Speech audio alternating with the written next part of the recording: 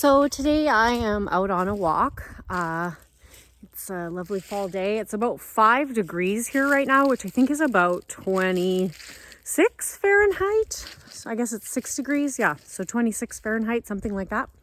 And so I want to get a few more days in while it's nice, because I know the nice days are numbered. Some of my more northern Canadian friends, they got a dump of snow. So see, Carla, it's still pretty nice, but the countdown is on. I'm hoping that they make it to Halloween. Halloween is like my Christmas. So yeah, it's on a weekend this year. I'm pretty excited about that. Anyhow, that's off topic. So I was talking with a client yesterday, or a previous client. She was giving me a bit of an update. And one of the stories she was telling me I thought would be great to kind of share some of the details. Because I think it really illustrates exactly what I am always talking about, especially in terms of neutral energy dissolves reality. So that can be a challenge to practice, I understand, because manifestation can really be broken down into two things: energy and perception. And energy is your first point because it drives perception, it taints perception. But if you don't also follow it up, cleaning up your perceptions, you can find that you can have the most amazing energy in the world. You can create all sorts of miraculous things and not the thing that you want, because your perception around it is blocking you. So anyhow, she was talking about the energy and and also the perception. So I wanted to share this.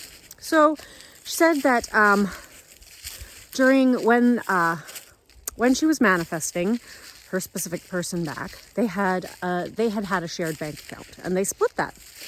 And so she got herself a new bank account, and he was still using that one, but there was no money going into it.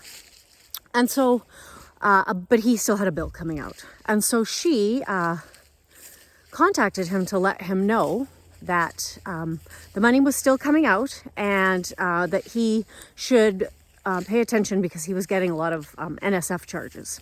And so she just wanted to help him out and just make him aware of that. And so everything with that conversation went well. And then she received a message from him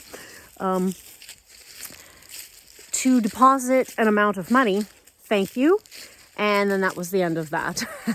And she said she noticed immediately that she was really feeling a lot of judgment towards his mishandling of the money, and the fact that he wanted her to contribute to what she knew to be his bills.